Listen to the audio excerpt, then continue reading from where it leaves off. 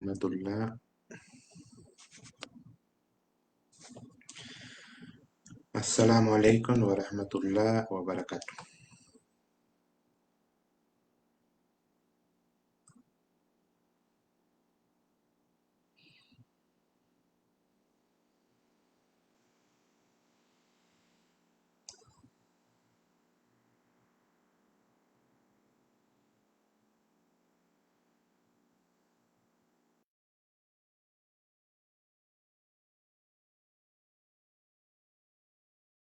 Decir si se escucha bien, por favor, se lo agradecería.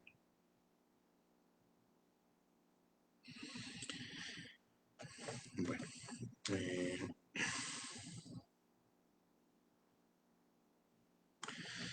Assalamu alaikum. Si alguien me puede decir si se escucha bien. Alaikum salam wa rahmatullahi wa barakatuh. Assalamu alaikum, hermana. ¿Se escucha bien el audio?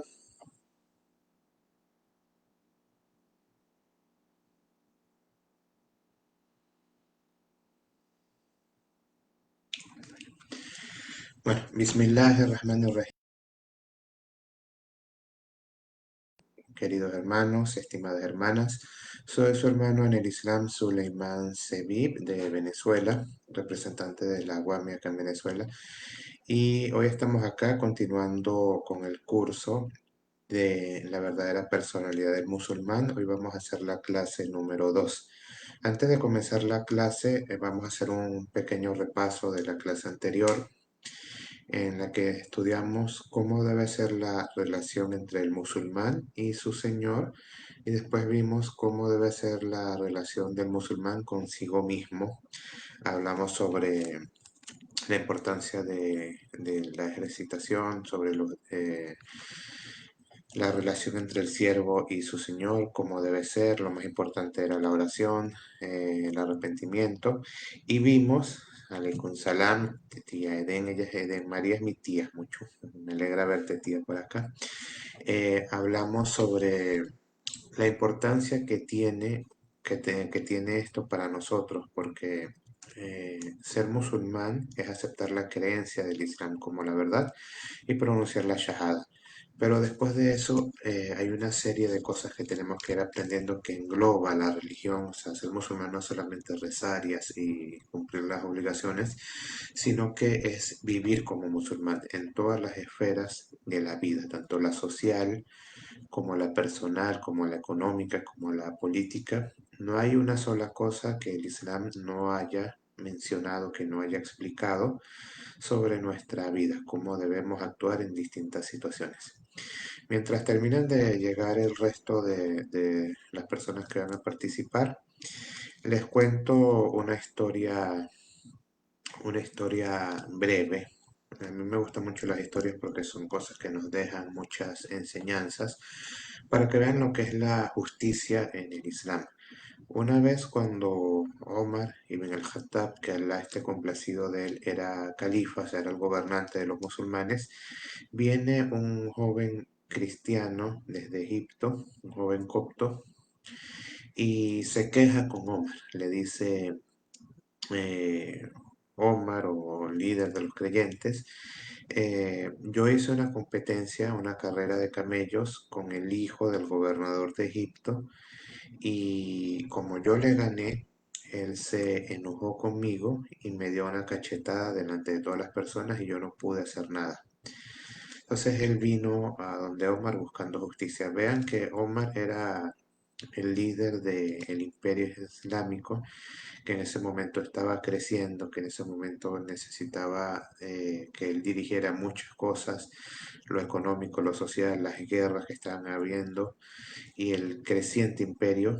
O sea, sus obligaciones eran muchas, muchas, pero aún así tomó tiempo para dedicarle a este joven y escuchar su queja. ¿Por qué hizo eso? Porque eso que pasó ocurrió bajo su mandato, bajo su gobierno, y él era tan delicado y tan dedicado en esto que él a veces se ponía a llorar en las noches y cuando le preguntaban por qué lloras decía es que Allah me va a preguntar hasta por lo que le pase a una camella durante mi gobierno. Lo que le pasó a una camella en Irak, bajo mi gobierno. O sea, yo voy a ser responsable por todo lo que suceda. Entonces Omar le da la atención a este muchacho, le escucha lo que pasó y manda llamar al gobernador de Egipto, que era uno de los grandes musulmanes de ese momento, y a su hijo. Viajaron, llegaron a Medina después de unas semanas y cuando Omar los para al frente le pregunta al hijo del gobernador, los dos eran musulmanes, el gobernador y su hijo, le pregunta qué fue lo que sucedió y el muchacho responde, sí, efectivamente nosotros hicimos una carrera de camellos y él me ganó. El muchacho cristiano me ganó y me molesté, me enojé y le di una cachetada delante de todo el mundo porque me sentí humillado. Tal vez ellos esperaban que como el otro muchacho era cristiano, Omar tomara partido a favor de ellos. Pero la reacción de Omar fue impactante, dejó a todo el mundo con la boca abierta y hasta hoy en día seguimos aprendiendo de ellos. Omar le dijo al joven cristiano, dale una cachetada como la que él te dio a él y a su padre. Y todo el mundo se quedó con los ojos abiertos. ¿Por qué a su padre si él no hizo nada? Y aparte es uno de los grandes musulmanes de la época y aparte es el gobernador de un país islámico, o sea, una persona de alto nivel. Y el joven cristiano hizo eso, le devolvió una cachetada al muchacho y le dio una a su padre. Y Omar dijo, una a su padre porque su hijo hizo lo que hizo por el poder que tenía su padre. Entonces, él en cierta forma era responsable al no haber impedido eso o al no haber tomado medidas cuando eso ocurrió. Entonces, este es un pequeño ejemplo de lo que es un verdadero gobierno islámico, una verdadera muestra de justicia en la que no hay preferencias ni siquiera en religión. El profeta que la pasa con él nos dijo, haz vencer a tu hermano o ayuda a tu hermano, ya sea que él sea el injusto o el oprimido. O el oprimido. Dijeron, si es el oprimido, sabemos, lo podemos ayudar, pero si él está siendo injusto, ¿cómo lo ayudamos? Dijo, haciendo que la verdad prevalezca sobre él. Entonces esa es la forma de ayudar a uno, a tu hermano que está siendo opresor. Bueno, ahora sí, entrando a la clase de hoy, hoy vamos a continuar con un tema muy importante, muy necesario, que es el musulmán, cómo debe ser el musulmán con sus padres, con su madre y con su padre. No sé si sabían, o lo voy a dejar como pregunta a ver si alguien responde en los comentarios. eh, ¿Cuál es el segundo pecado en orden de gravedad en el Islam? Sabemos que el primero es la idolatría, pero ¿cuál es el segundo pecado después de la idolatría en orden de gravedad? Voy a esperar unos segundos a ver si alguien responde, inshallah, si no lo sigo respondiendo. Lo respondo yo. Bueno, el musulmán y sus padres, después de la relación como vimos, como tenía que ser la relación de el musulmán con su señor y después consigo mismo, viene la persona más importante en su vida, que es su padre. Como musulmanes, tenemos una serie de normas, una serie de reglas muy establecidas, tanto en el Corán, como en la Sunna, que hablan sobre el trato a los padres. Hermana Mani dice cortar lazos familiares. No, ese no es el segundo pecado en gravedad. Es un pecado muy grave, pero no es el segundo. A ver si alguien más sabe. ¿Cuál es el segundo pecado más grave en el Islam? Entonces, retomando el tema, la relación con los padres es algo que está claramente delineada en el Islam. El Islam nos deja una serie o Allah nos dejó una serie de recomendaciones, de normas, y también el profeta que la pasa con él con respecto al trato a los padres. Muy importante aclararlo desde ahora, sean musulmanes o no sean musulmanes. Allah nos dice, bueno, voy a responder la pregunta porque es necesaria para seguir la clase. El segundo pecado en el Islam más grave después de la asociación a Allah es la desobediencia a los padres. No, no es la mentira tampoco, es la desobediencia a los padres o el maltrato a los padres. Allah dice en el Corán: وَقَالَ رَبُّكَ أَلَّا تَعْبُدُوا إِلَّا إِيَّاهُ وَبِالْوَالِدَيْنِ إِحْسَانًا. Y tu Señor no ha ordenado sino que lo adores a Él y que seas benevolente con tus padres o con los padres. Fíjense que después de la adoración a Allah, la siguiente orden que viene es la benevolencia con los padres. O sea, tu Señor, y esto se repite en varios versículos: tu Señor no ha ordenado sino que lo adores únicamente a Él y seas benevolente con tus padres. Luego en la haya que está en la sura de la abeja, es más claro aún, y dice: si uno de ellos o ambos llegan a la vejez junto a ti, no seas insolente con ellos, no seas grosero con ellos, y ni siquiera le digas uf. La palabra uf en árabe es la palabra más suave que se conoce para demostrar o para denotar enojo o molestia. No hay una palabra más suave que esa en el idioma árabe. Y si es que la hubiera, Allah la hubiera utilizado en el Corán en vez de la palabra uf. Entonces la palabra uf es una palabra como muy suave, como de mostrar molestia, y Allah dice: ni siquiera le digas eso, ni siquiera le digas uf. Y también dice: trátalos con palabras amables y cuídalos, protégelos, y di: Señor mío, ten misericordia de ellos como ellos la tuvieron conmigo cuando me criaron siendo niños. Entonces, el segundo pecado más grave en el Islam, después de la idolatría, después de asociar a Dios o adorar a otro que no sea Dios, es el maltrato a los padres. El verdadero musulmán o el completo musulmán es aquella persona que busca siempre complacer a sus padres, siempre busca cuidar a sus padres, y sabe que cuidar a sus padres, más que una obligación, es un honor y es una de las vías más rápidas y más directas hacia el paraíso. Una vez el profeta, que la pasó con él, vino un hombre ante él y le dijo: ¿cuál es cuál es la mejor obra ante Allah? Y él dijo: la oración a su tiempo. Dijo: después, ¿cuál? Dijo: la obediencia a los padres o la benevolencia con los padres. Y dijo: después, ¿cuál? Dijo: la lucha en el camino de Allah, al jihad fi sabilillah. Vean que incluso la benevolencia con los padres está por encima de la lucha, en el que requiere un gran esfuerzo, que requiere poner en peligro a la propia vida, los bienes. Incluso la benevolencia de los padres está por encima de todo eso. Entonces Dios nos dice claramente: no ordena, no, tu Señor no ha ordenado sino que lo adores únicamente a Él y seas benevolente con tus padres. Si uno de ellos o ambos llegan a la vejez, no seas insolente con ellos, ni siquiera le digas uf.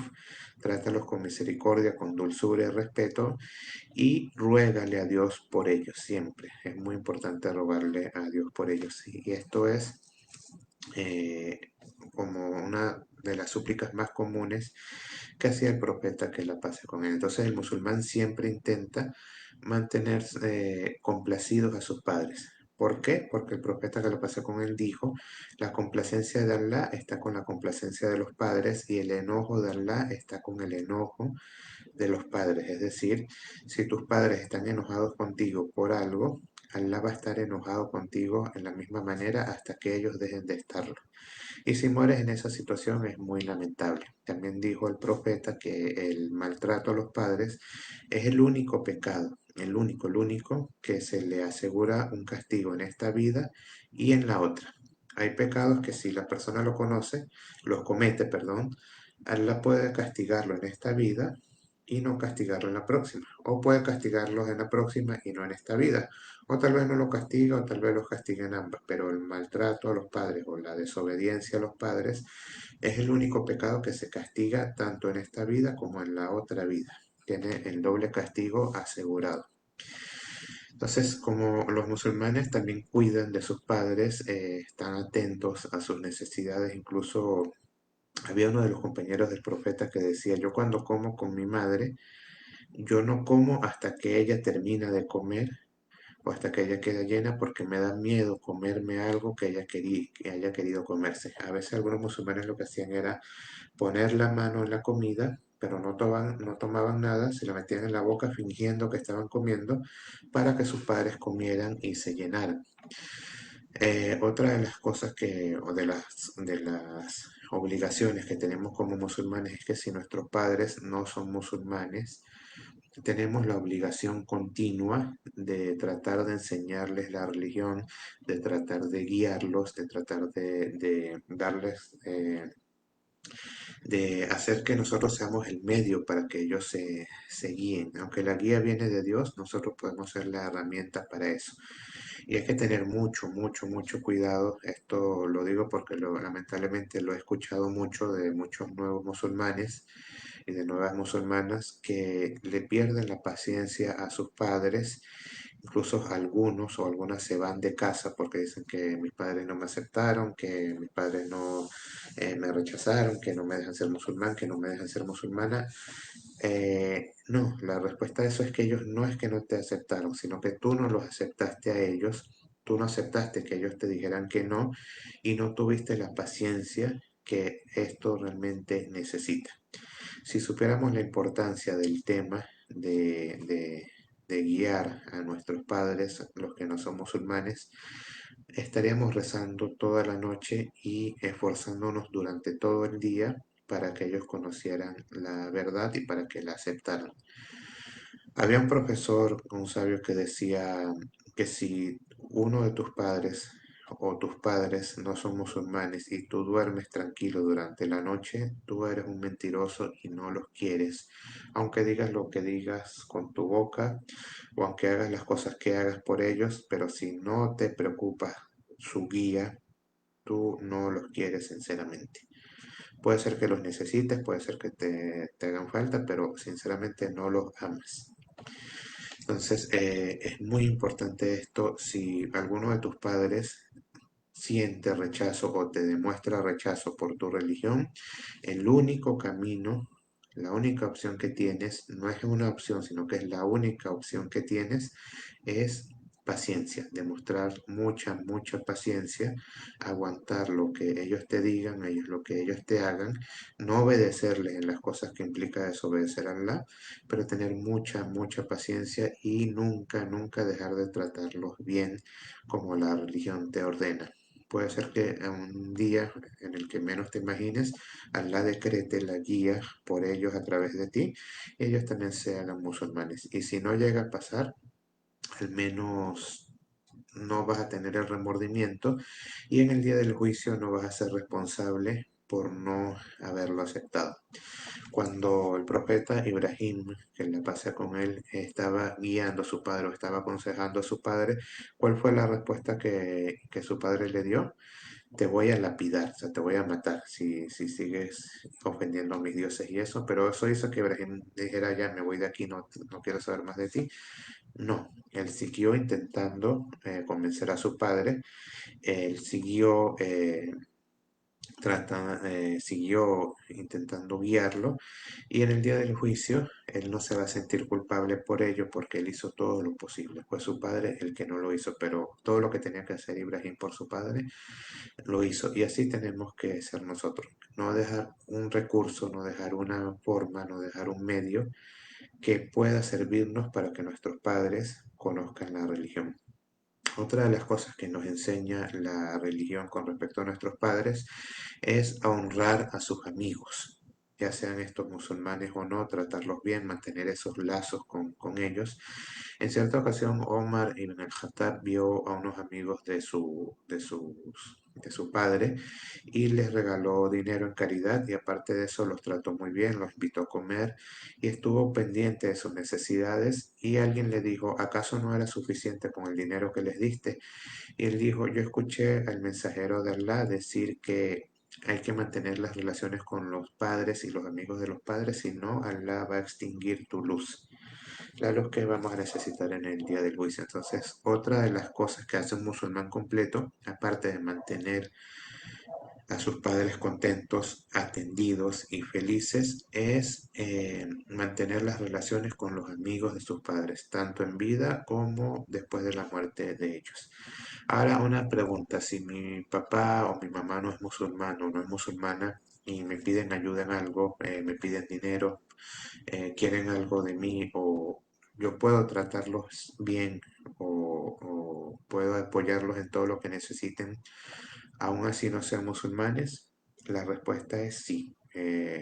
La mamá de Abu Bakr, radiallahu anhu, cuando no era musulmana, ella visitó a su hijo y él le hizo esa pregunta al profeta y ella le dice sí, cuídala y mantente y apóyala en todo lo que ella necesita. Y ella, alhamdulillah, posteriormente se hizo musulmana. No sé si sabían, pero la casa de Abu Bakr se le conoce como la casa de la fe porque todos sus parientes se hicieron musulmanes, su padre, su madre, su esposa y sus hijos. Entre ellos la más importante, Aisha, que es la este complacido de ella. Les cuento una anécdota muy bonita, una historia muy bonita que dice que una vez vino un hombre ante uno de los compañeros del profeta que lo pasé con él y le dijo, mi madre es una mujer anciana, mi madre es una mujer mayor y yo hago todo por ella. Yo la alimento, yo la visto, yo la aseo, yo hago todo, todo por ella. Puedo considerarme un buen hijo, puedo considerarme que que cumplí mi papel como hijo o mi obligación como hijo. ¿Qué responderían ustedes si alguien les pregunta eso? Si alguien les dice, yo hago todo eso por mi madre, puedo considerar que soy un buen hijo. A ver quién responde eso. Voy a esperar unos segundos y luego les digo la respuesta que recibió esa persona. Si alguien tiene, mientras tanto, si alguien tiene alguna duda o pregunta sobre el tema, puede ir escribiéndola y después, inshallah, yo voy viendo los comentarios y se las respondo. Bueno, voy a contar hasta 10 a ver si alguien responde. Uno, 2, 3, 4, 5, 6, 7, 8, 9, 10. Nadie respondió. Él dijo, no, no te puedes considerar un buen hijo por eso, porque y le dijo, eso que tú haces ni siquiera se equivale a un dolor de los dolores del parto que tuvo tu mamá al darte a luz. Y todo lo que tú estás diciendo que haces, que la alimentas, que la cambies, que la aseas, que la vistes, ella hizo todo eso por ti también. Pero la diferencia entre ella y tú es que ella lo hacía esperando que tú crecieras y te volvieras fuerte, mientras que tú lo haces esperando su muerte.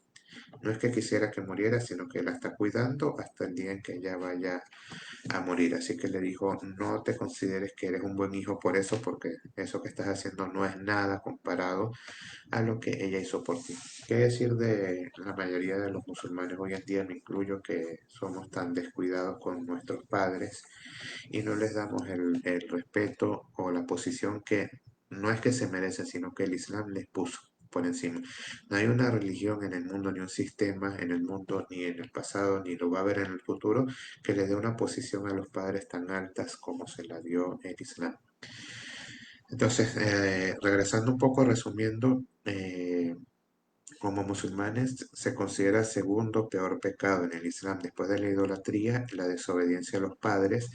Tenemos que obedecer y complacer a nuestros padres en todo lo que ellos nos pidan, sea, sean musulmanes o no. Lo único en lo que no le debemos obediencia es cuando obedecerlos implica desobedecer a Allah. Luego de eso, mantener las relaciones con los amigos de nuestros padres es muy importante, forma parte de lo que enseña el Islam. Y por último, uno de los temas relacionados a este punto que no hemos tocado es quién es mejor o quién tiene más derechos sobre nosotros, nuestro padre o nuestra madre. La respuesta es conocida por todos. Eh, en el Islam, la madre tiene 3 grados o es superior al padre por 3 niveles. Una vez vino un hombre y y le dijo al profeta, le preguntó qué le pasó con él. Dijo tu madre, preguntó después quién, dijo tu madre. Pregunta nuevamente después quién, dijo tu madre. Y en la cuarta vez el profeta dice, y después tu padre. Se puso a la madre 3 veces por delante de los padres. Y si se fijan en las ayas del Corán que hablan de los padres, hay una que dice, y tu Señor no ha ordenado que, sino que lo adores únicamente a Él y seas benevolente con tus padres. Su madre lo ha llevado en el vientre durante 9 meses, soportando fatiga tras fatiga, y Su pecho es hasta los 2 años, o sea, su amamantamiento es hasta los 2 años. Vean que todo lo que Alá habla de los padres son cosas que hace la madre únicamente, no son cosas que hace el padre. La madre es la que lo lleva en el vientre, la madre es la que le da pecho, la madre es la que lo cría o lo cuida.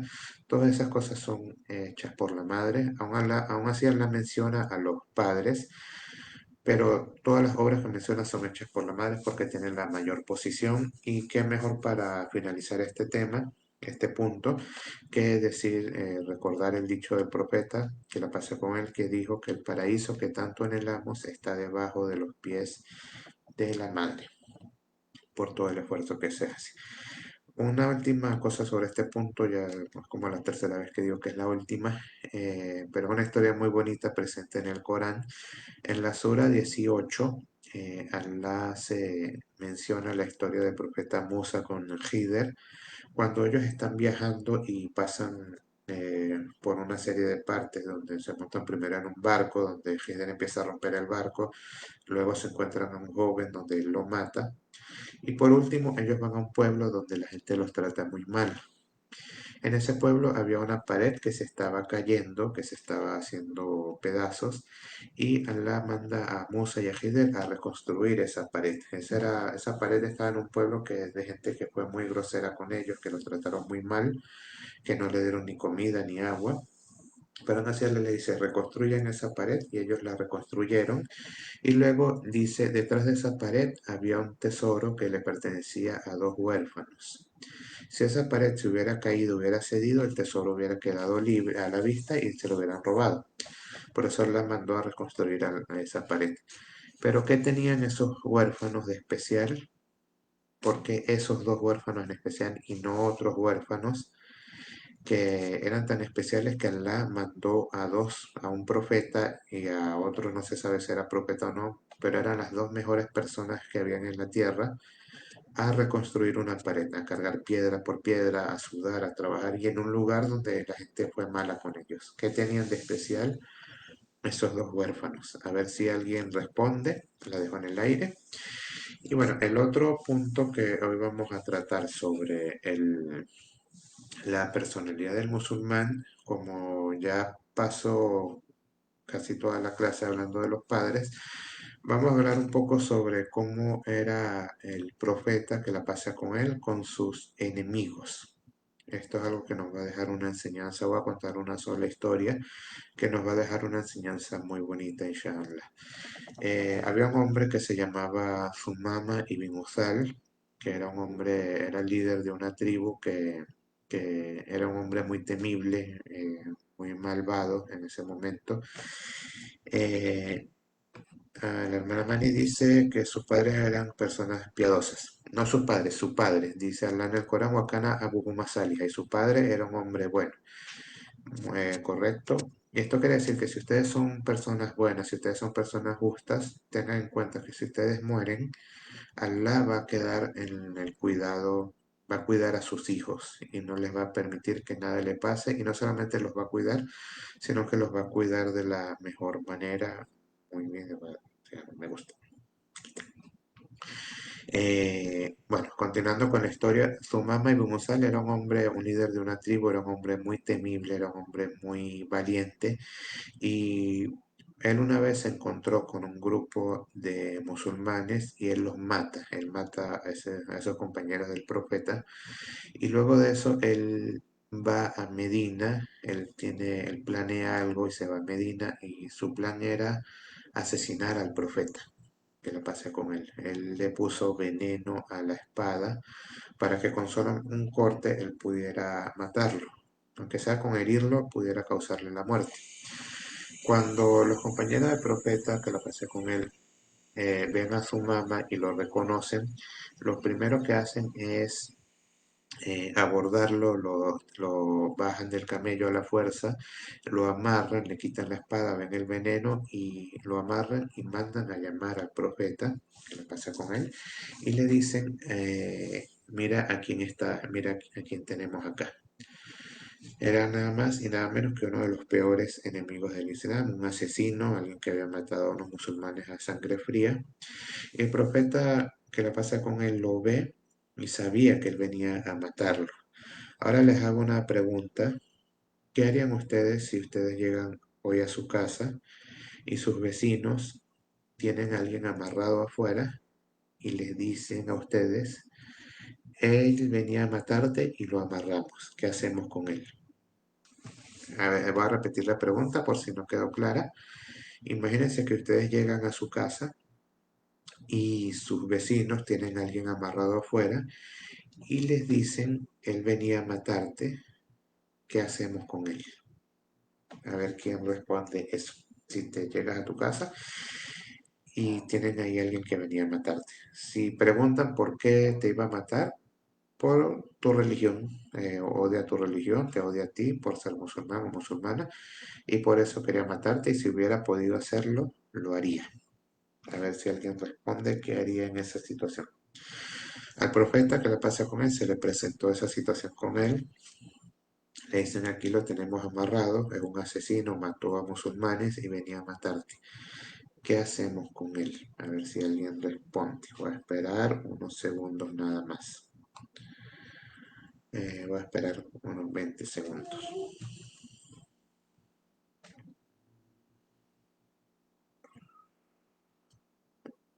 Perdonarlo y tratar de ayudarlo.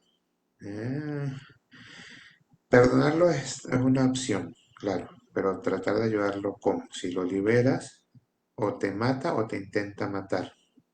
O sea, es complicado.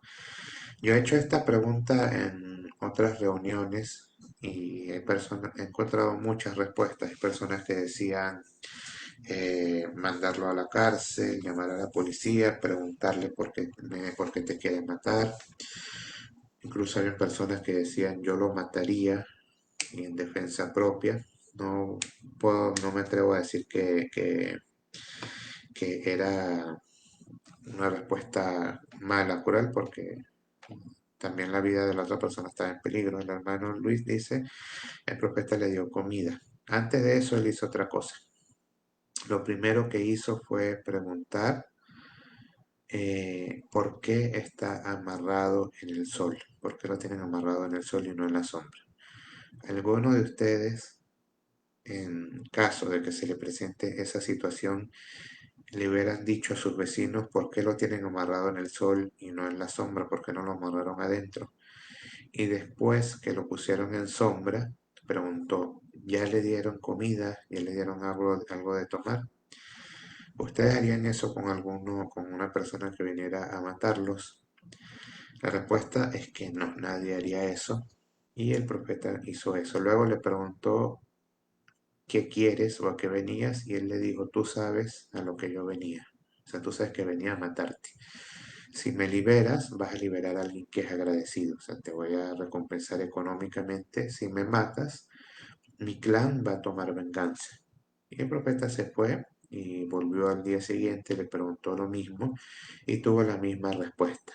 Si me dejas libre, voy a ser agradecido. Si me matas, mi clan va a tomar venganza. Pasaron unos días así, unos 3 o 4 días así, hasta que el profeta, que la pasé con él, le dice a sus compañeros, libérenlo, déjenlo ir y que se vaya. No queremos dinero tuyo, no queremos nada de ti, solamente no le hagas daño a los musulmanes.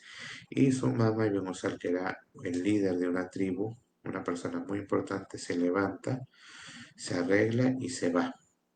Unas horas después regresa y viene caminando, se para al frente del profeta, que la pasa con él, y que le dice, Ashhadu an la ilaha illallah wa ashhadu annaka rasulullah. Declaro que solamente hay un Dios y declaro que tú eres su mensajero. Todas las personas que estaban cerca se sorprendieron, se alegraron y hubo alguien que le preguntó por qué ahora y no antes. O sea, ¿por qué no lo hiciste cuando estabas amarrado? ¿Por qué no lo hiciste cuando estabas listo o estabas convencido?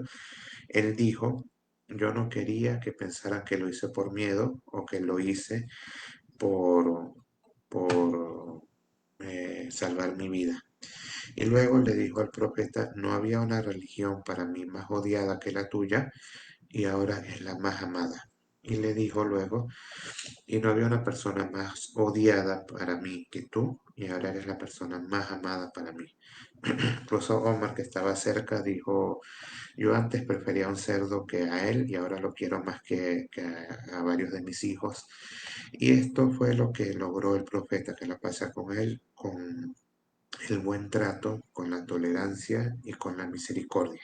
El profeta que la pasa con él era experto en hacer que sus enemigos sintieran un gran respeto y admiración y hasta amor por él.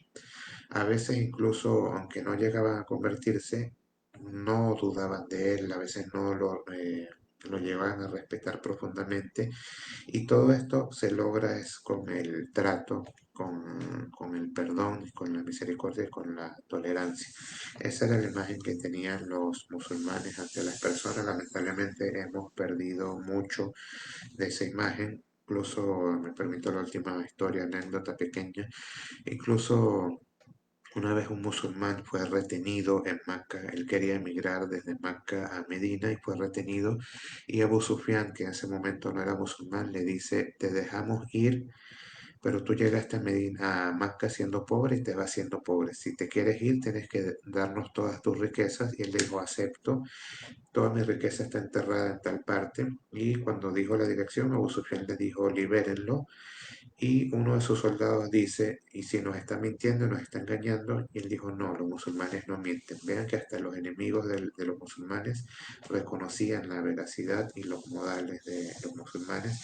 Inshallah, en algún momento de nuestras vidas o de nuestra historia como musulmanes podamos llegar a demostrar esos valores, esos principios. Y precisamente estos cursos son para eso, para intentar fomentar la verdadera personalidad del musulmán. Si alguien tiene alguna pregunta o duda, puede dejarla en los comentarios, inshallah. Bueno, ya se acabó el tiempo. Nos vemos el próximo lunes. El viernes está la clase con el Sheikh Isa Rojas, que estuve, que fue muy buena, la escuché un rato y espero que esto les esté sirviendo de beneficio. Pídanle mucho a Allah que les enseñe lo que les beneficie y que les beneficie de todo lo que les ha enseñado, hacer una súplica del profeta. Cualquier duda, cualquier error eh, que se haya dicho durante estas palabras viene únicamente de mi parte, cualquier acierto viene únicamente de Allah y solamente a él hay que agradecerle. Soy su hermano en el Islam, Suleiman Sebib. Assalamu alaikum wa rahmatullahi wa barakatuh. Nos vemos inshallah el lunes para continuar con el tema.